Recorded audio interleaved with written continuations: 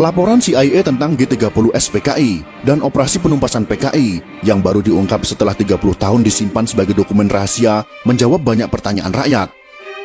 Jika bukan karena Maijen Soeharto yang tersisa dan mengambil alih komando pimpinan TNI Angkatan Darat, sejarah Indonesia pasti berubah. Republik Indonesia sudah pasti akan menjadi negara komunis. Banyak kemungkinan yang akan terjadi, dan semuanya lebih buruk. Presiden kedua Republik Indonesia. Siapa yang tidak mengenal beliau? Beliau tidak lain dan tidak bukan adalah Presiden Haji Muhammad Soeharto. Lahir dari keluarga petani di Kemusuk, Yogyakarta pada tanggal 8 Juni tahun 1921 dan meninggal di Jakarta pada tanggal 27 Januari tahun 2008 pada usia 86 tahun. Jasanya kepada bangsa dan negara juga tidak bisa disepelekan. Akan tetapi bagi kaum komunis hal ini sangat bertolak belakang. Kaum komunis sangat membenci Presiden Soeharto karena beliaulah yang menghancurkan komunis di negara tercinta ini. Akibat dari dendam dan bencinya mereka, sampai sekarang Presiden kedua Republik Indonesia ini difitnah dengan masif, dengan cara memutarbalikkan fakta sejarah yang sudah tertulis di bangku sekolah dengan sistematis. Dari keadaan yang seperti itu, maka kami sebagai salah satu generasi yang mendapatkan pendidikan Pancasila saat sekolah di masa beliau masih menjadi presiden, merasa ada tanggung jawab untuk memberikan jawaban atas tuduhan miring terhadap beliau, untuk mengimbangi informasi-informasi yang menyudutkan beliau, terutama bagi generasi muda yang tidak tahu menahu tentang sejarah masa lalu bangsa ini. Dan akhirnya belajar sejarah dari sumber yang salah, yaitu bersumber dari orang-orang simpatisan atau pendukung komunisme yang sangat gencar ingin mengubah sejarah masa lalu mereka. Beberapa pemimpin dunia yang memuji Presiden Soeharto dalam pernyataannya. Berikut ini adalah pernyataan tersebut. Dr. Mahathir Mohamad, mantan Perdana Menteri Malaysia, mengatakan, krisis ekonomi tahun 1998 memang dirancang untuk menjatuhkan Pak Harto.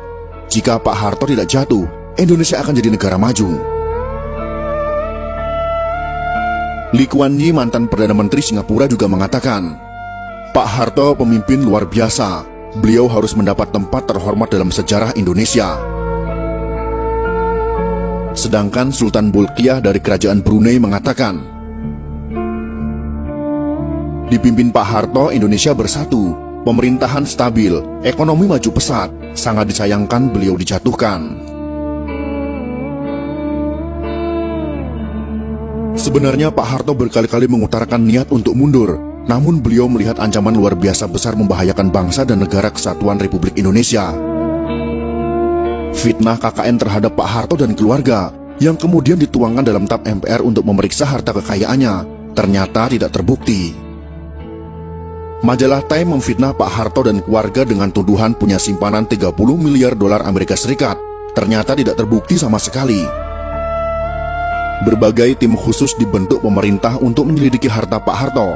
Satu pun tak menemukan rekening yang mencurigakan di perbankan asing. Silahkan cari kemana saja. Jika terbukti saya ada simpanan 1 sen saja, saya siap dihukum mati, kata Pak Harto. Semua tuduhan itu adalah fitnah. Belakangan terbukti Pak Harto dijatuhkan oleh konspirasi global, yaitu Partai Demokrat Amerika Serikat, Partai Komunis Cina, dan sekutunya, yang berkolusi dengan kelompok anti-Soeharto. Penyebab utama Pak Harto dijatuhkan adalah karena kemesraan dan keberpihakan Pak Harto yang sangat besar kepada umat Islam sejak tahun 1986. Ternyata ada pihak-pihak tertentu yang marah. Republik Indonesia merdeka pada tahun 1945. Namun kemerdekaan umat Islam Indonesia sejatinya baru terjadi pada tahun 1986 sampai 1987 setelah Pak Harto berpaling ke Islam. Sebagai manusia, Pak Harto sudah pasti tidak sempurna. Ada kelemahan, kesalahan, kekurangan, namun beliau tetap pahlawan. Jasanya luar biasa besar. Terbukti pada beberapa hari setelah Partai Komunis Indonesia melancarkan gerakan 30 September, Partai Komunis Indonesia, membunuh para pimpinan TNI Angkatan Darat, ulama-ulama, dan tokoh-tokoh anti PKI di seluruh Indonesia. Dari dokumen rahasia CIA yang sudah boleh diakses publik ditemukan catatan pejabat CIA tentang pertemuan pertama CIA dengan Pak Harto pada awal Oktober tahun 1965. CIA belum pernah membuka ke publik. Pak Harto juga tidak pernah mengungkap mengenai pertemuannya dengan CIA beberapa hari setelah G30 SPKI di Jakarta. Laporan CIA itu menyebutkan bahwa setelah PKI melakukan Gestapo atau Gerakan September 30, TNI Angkatan Darat dipimpin oleh Maijen Soeharto berhasil menggagalkan PKI untuk kendalikan NKRI. Faktor utama kegagalan Gestapo PKI menurut CIA adalah timing yang tidak tepat. Gestapo dilakukan 5 hari sebelum hari ulang tahun TNI pada tanggal 5 Oktober tahun 1965 adalah kesalahan fatal. Gestapo PKI dilancarkan pada saat seluruh pasukan TNI dan pimpinan TNI sedang berkumpul di Jakarta, mobilisasi pasukan dalam rangka hari ulang tahun TNI. Kesalahan fatal kedua PKI adalah meremehkan sosok Soeharto, yang hanya seorang panglima pasukan cadangan TNI Angkatan Darat. Dulu Kostrad tidak prestisius.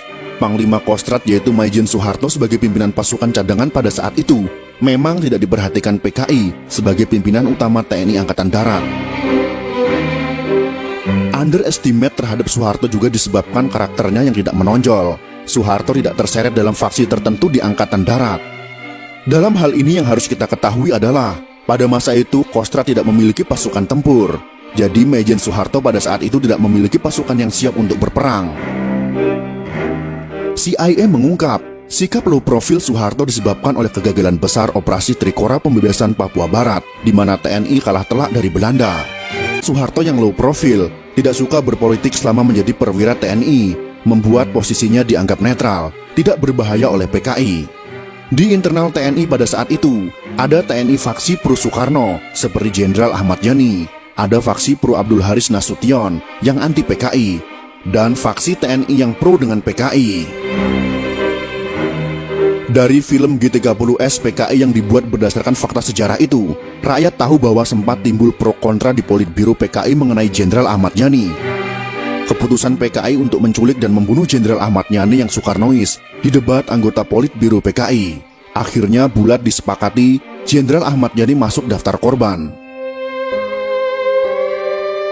Dokumen CIA menyebut bahwa keputusan PKI untuk menghabisi Jenderal Ahmad Yani karena dikhawatirkan Yani akan jadi masalah jika Soekarno meninggal dunia.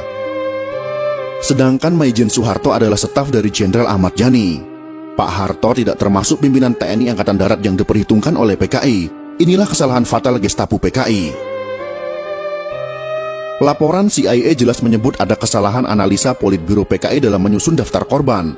PKI tidak memperhitungkan kemampuan militer Soeharto. Secara politik, benar Maijen Soeharto sudah tamat karena memalukan Soekarno. Secara militer juga tamat karena hanya jadi panglima pasukan cadangan. Dari perspektif faksi militer, Soeharto tidak masuk faksi manapun. Soeharto hanya dianggap bayang-bayang Jenderal Ahmad Yani. Gestapo pun dilancarkan PKI. Pertanyaan besar pun muncul tentang faktor keberhasilan Soeharto melakukan serangan balasan terhadap aksi Gestapo yang berujung kepada penumpasan PKI terjawab dalam laporan CIA. Saat hampir semua pimpinan TNI Angkatan Darat yang anti PKI dan pro Soekarno sudah dibunuh PKI, yang tersisa hanya Maijen Soeharto dan Jenderal Nasution yang terluka. Muncul pertanyaan, mengapa Soeharto bisa memobilisasi TNI begitu cepat dalam jumlah besar? Ada dua alasan untuk menjawab pertanyaan ini. Yang pertama, sebagian besar pasukan TNI ada di Jakarta dalam rangka hari ulang tahun TNI pada tanggal 5 Oktober tahun 1965. Yang kedua, Soeharto adalah mantan Panglima Trikora, satu-satunya jenderal yang berpengalaman dalam memobilisasi pasukan TNI dalam jumlah besar yang luput dari analisa PKI. Soeharto sebagai mantan Panglima Operasi Trikora sangat berpengalaman memimpin, memobilisasi ratusan ribu pasukan dari 3 matra TNI. Sekakmat TNI berhasil membalas aksi PKI. Bagi Soeharto memerangi pemberontakan PKI tahun 1965 sama seperti perang lawan pasukan Belanda. Hanya saja PKI lebih lemah daripada Belanda. Laporan CIA tentang G30S PKI dan operasi penumpasan PKI yang baru diungkap setelah 30 tahun disimpan sebagai dokumen rahasia menjawab banyak pertanyaan rakyat. Jika bukan karena Maijen Soeharto yang tersisa dan mengambil alih komando pimpinan TNI Angkatan Darat, sejarah Indonesia pasti berubah.